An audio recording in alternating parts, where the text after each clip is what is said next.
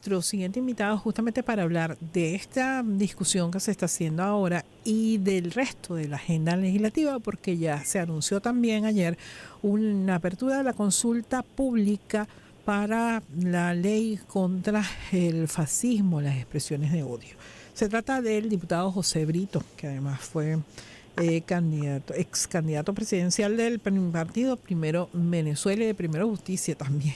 ¿Cómo estás, Brito? Muchas gracias por atender nuestra invitación. Feliz Antioquia, y Esther. Bueno, comencemos por esta ley que ayer se continuó la segunda discusión, artículo por artículo.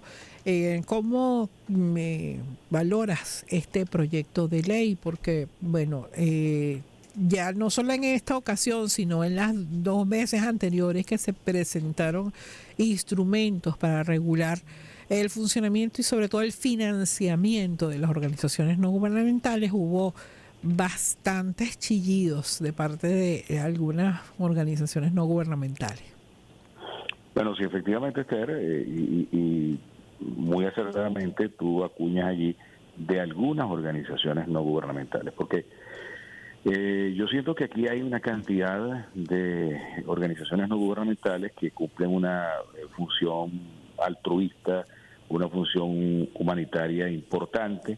Muchas de ellas ni siquiera reciben un centavo partido por la mitad.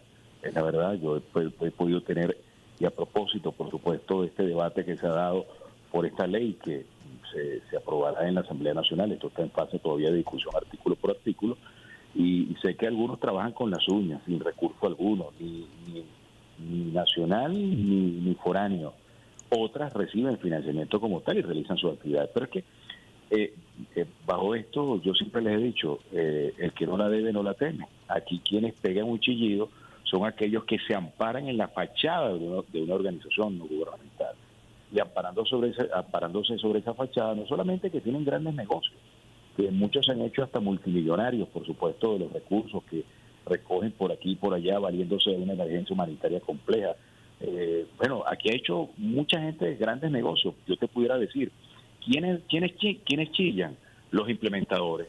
Bueno, fíjate que como parte de las investigaciones que se realizaron en su momento, Esther, en el estado, sobre todo en el estado Táchira, allí había una cantidad de organizaciones, bueno, de gente que con fachada, organizaciones no gubernamentales, que cerraban, decían, mira, aquí voy a cerrar mi empresa, porque aquí vale la pena ser implementador. Los implementadores de programas que daban organismos internacionales para supuestamente atender la emergencia humanitaria compleja. Y yo pregunto, ¿a quién ayudaron? ¿A quién le llevaron un paquete? Bueno, sí, en Táchira, Zulia, entiendo que en el estado Bolívar, pues menos proporción, en Amazonas, en Apure, en los estados fronterizos en general, se hubo como un florecimiento, por decirlo de alguna manera, de organizaciones no gubernamentales vinculadas supuestamente a la distribución o a programas de ayuda humanitaria que eran promovidos en ese momento por ACNUR, ¿no? Sí, claro, claro. Y por eso era que había intención de falsear los números. Por ejemplo, si ellos decían, si había 5 millones de migrantes, por ejemplo, siempre había 8 o 9, porque ese remanente evidentemente le llegaba en recursos provenientes de organismos multilaterales y que realmente se convertía en un gran negocio. Estoy hablando de millones y millones de dólares que manejaban estos implementadores. Pero además, si tú me permites, Brito, el comentario, una de las cosas que nos llama la atención es que hay quienes han trabajado en instituciones de este tipo que nos decían, bueno, una de las cosas que preocupa es que cuando se les da financiamiento a estas organizaciones para programas, la distribución del presupuesto que hacen, porque entonces se va el 70% de los recursos recibidos en la implementación del programa y apenas un 30% beneficia realmente a la población objetivo. Claro. Se va el 70% en honorarios, en infraestructura, en el alquiler de equipos, en una cantidad de cosas. y apenas 30% de los presupuestos aprobados van para la gente realmente. Porque Te estamos escuchando con un poquito de dificultad, Brito. No sé si te estás moviendo. no, aquí, Ahora, a ver. sí, okay. ¿Me escuchas bien aquí? No, tenemos todavía un poquito de interferencia allí. Estamos conversando con el diputado José Brito. Fue candidato presidencial del Partido Primero de Venezuela. A ver si te escuchamos. Perfecto. Ahora sí te escuchamos claramente.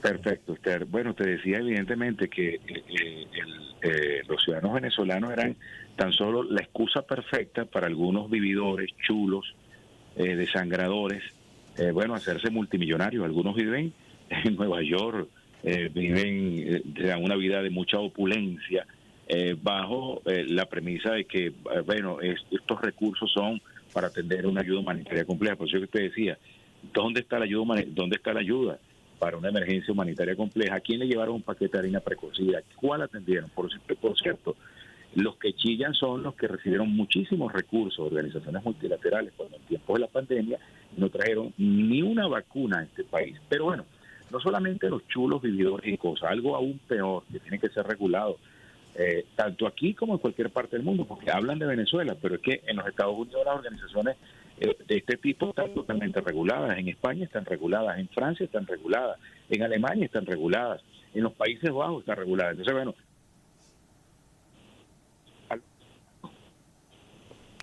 ¿aló? Ahora sí, escuchamos bien, Brito. Sí, entonces, Ahora, ¿cuáles son cuál es el marco que se está haciendo con esta ley para regular la actividad y sobre todo el financiamiento de las organizaciones no gubernamentales? es que al final ni siquiera está regulación, porque al final es saber quiénes son. Usted no puede estar funcionando en un país donde no hay un registro de organizaciones no gubernamentales. Allí está el primer chillido, que no quieren los que chillan es porque no quieren un registro, para que se sepa. Además, que tienen que hacer auditoría, eso tiene que ser auditable. Tú tienes que decir en qué lo estás invirtiendo, porque también algunas de estas ONGs o algunos de estas particularidades, individualidades que se amparan bajo la fachada de una ONG, lo utilizan también con fines insurreccionales. Aquí, fíjate tú, cuántos recursos se han pagado a través de esta fachada de las ONG para la desestabilización en el país. Esos son los que chillan evidentemente porque no quieren que se investiguen de dónde provienen los recursos, qué se hacen con los recursos y evidentemente el proceso de rendición de cuentas.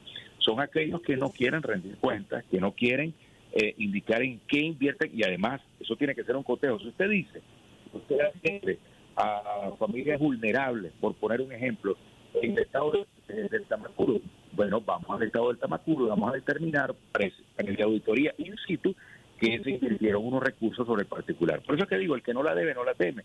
Muchas ONG que no reciben ni un centavo partido por la mitad, pero que hacen un trabajo heroico enorme, ciertamente no van a tener ningún problema en registrarse como tal. Aquí quienes, sí, los chulos vividores, los que han buscado y el proceso de desestabilización del país, meter los recursos por esa vía, evidentemente van a chillar. ¿Quiénes van a chillar, Esther? Los que a través de una plataforma que se llama AirTN, bueno, siguen cobrando, sin ser diputados, $5,000 mensuales.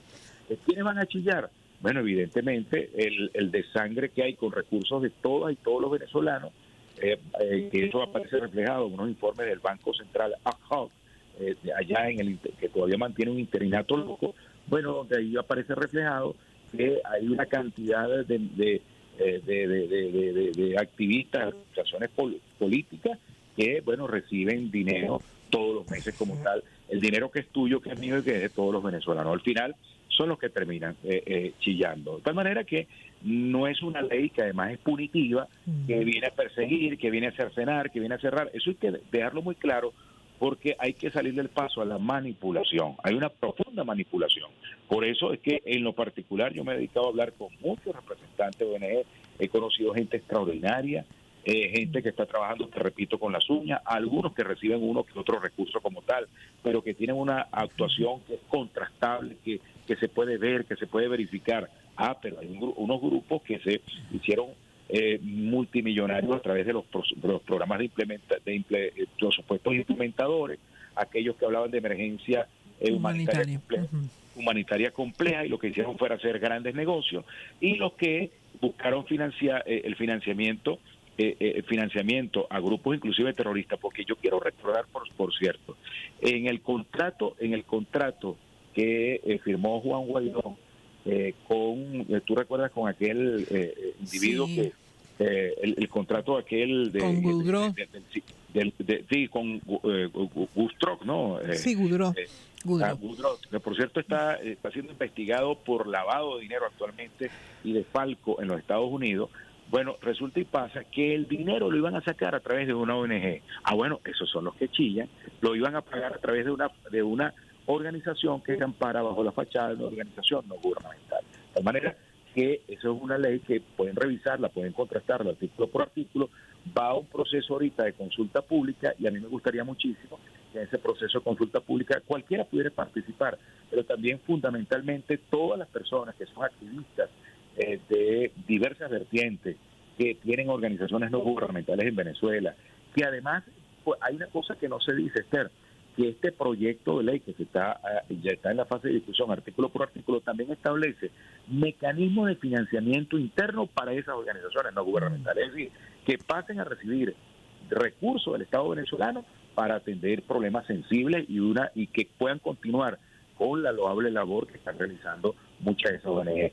Los bandidos, los chulos, los desestabilizadores, los que están en insurreccional, bueno, evidentemente esos no van a estar registrados, esos no se van a registrar y esos se ponen al margen de la ley y quedan al descubierto como tal. Esos son los que pretenden sabotear, esos son los que pretenden generar campañas de desprestigio a través de las redes sociales y de manipular la información y hacer ver que hay una ley punitiva, coercitiva, dictatorial, que lo que persigue es cercenar la existencia de las organizaciones no gubernamentales en Venezuela, lo cual es una gran mentira, lo cual es una gran falsedad, porque esta ley, lejos de ser punitiva, lejos de ser coercitiva, lejos de ser violatoria y atentatoria del derecho a la libre asociación, por el contrario, establece mecanismos para que el Estado venezolano pueda financiar organizaciones no gubernamentales, o establece mecanismos para que las que reciben recursos por parte de organizaciones no multilaterales puedan estar registradas y hacer su proceso de rendición de cuentas aquí en Venezuela, porque al final de cuentas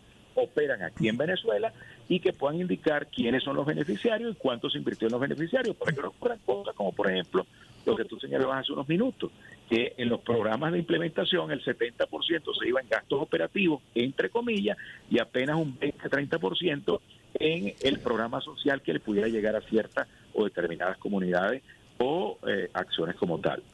Ahora, Brito, también se planteó, y ayer se lo anunció el diputado Diosdado Cabello, que se amplió la consulta para la ley contra el fascismo. Se ha planteado una reforma, una revisión de la ley constitucional contra los delitos de odio. Y también está en el tapete, pues lo planteé ayer, el diputado Jorge Rodríguez, una reforma de las leyes electorales. ¿Qué opinas al respecto? Mira, no es nada más nocivo, más perverso que ciertamente que es el odio, que es la segregación, que es el ataque sistemático de tratar de inocular mucha fragmentación, mucho odio en la sociedad venezolana. Creo que ciertamente eso sí tiene que tener una actuación del Estado venezolano como tal, y ahora hay algo peor, que es el ciberfascismo. Eso es algo peor, ciertamente. Y cuando tú tienes actores, por ejemplo, como Elon Musk, hay gente que yo me consigo en la calle. Bueno, pero yo te voy a decir algo, Brito, y lo comentaba ayer con muchos diputados en la sesión que estuvimos por allí ayer. todos estos temas que estamos planteando son en realidad deudas legislativas porque ya se han planteado. O sea, no es la primera vez que Venezuela recibe ciberataques, y que quizás es el de mayor magnitud que se ha presentado en toda la historia del país, pero no es la primera vez. Yo creo que todos recordamos hace algunos años que, por ejemplo, hubo Twitter, todavía era Twitter, cerró masivamente cuentas de chavistas. En esa cayó la mía, por ejemplo. Y nunca recibí ninguna explicación por parte de Twitter, que no le interesa tampoco explicarme por qué me cerró la cuenta, pero la cerró. Y así le cerró a muchísima gente, a muchas instituciones. Incluso afectó cuentas de funcionarios de alto rango.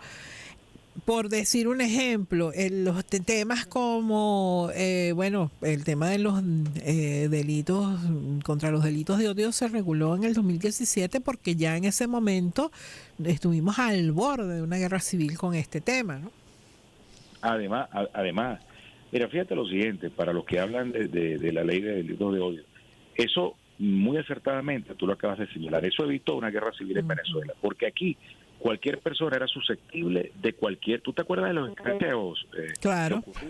En centros comerciales. ¿Tú no te recuerdas eso? Los escracheos. Que tú ibas con tus hijos a cualquier restaurante y cualquiera se sentía con el derecho de echarte una mentada de madre o de decirte cualquier cantidad de cosas, someterte al escarnio público. Intentar golpearte y todo aquello.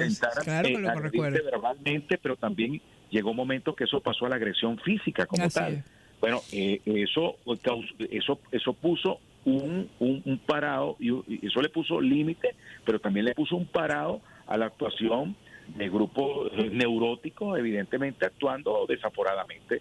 Entonces, bueno, ante eso, eso marcó realmente un proceso de paz en el país, porque bueno, tú no tienes por qué quererme, bueno, yo tampoco tengo por qué quererte, pero en todo caso yo tengo que respetarte y tú me tienes que respetar a mí. Entonces, pero fíjate, lo que tú hablas de que te cerraron la cuenta, es que un principio, una característica del fascismo es la segregación, ¿no? Entonces, cuando una red social segrega y en todo caso tu permanencia o no en la red social depende de tu posición política, eso es fascismo, eso es segregación, y eso ocurre. Por ejemplo, yo hablo de Elon Musk, cuando cualquiera dice, bueno, pero ¿por qué esta guerra contra Elon Musk? Bueno, Elon Musk no está pendiente ni de ti, Esther, ni de mí, le sabe acá, sabe lo que ocurra en lo particular con los venezolanos y los venezolanos.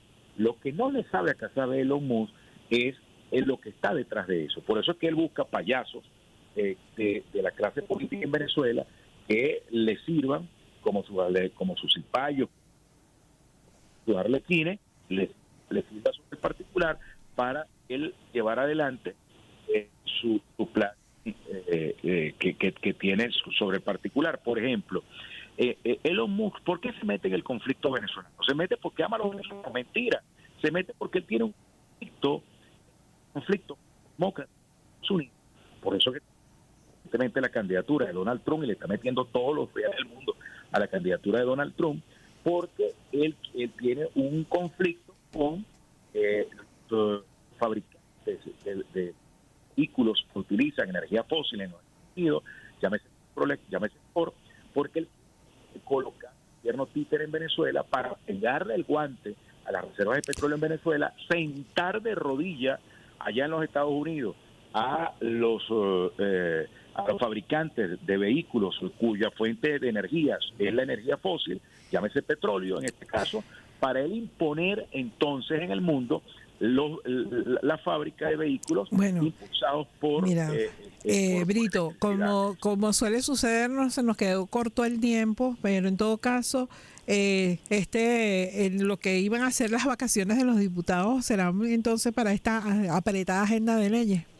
Bueno, ciertamente, es que la verdad hay muchas cosas por hacer y hay que hacerlo con carácter perentorio, de tal manera que, bueno, ya llegará el momento, un receso parlamentario, ya habrán recesos parlamentarios, ya vendrán recesos parlamentarios y bueno, ya vendrá otra Asamblea Nacional, porque yo quiero recordar que el año que viene tiene que haber hay elecciones. Así, señor. Y hay elecciones parlamentarias. Bueno, otros irán a receso parlamentario. Amanecerá y veremos, Brito. Te agradezco mucho que nos hayas acompañado. Gracias. Siempre bienvenido. Era José Brito, diputado a la Asamblea Nacional, ex candidato presidencial de los partidos Primero Venezuela y Primero Justicia. Hacemos la pausa y ya volvemos.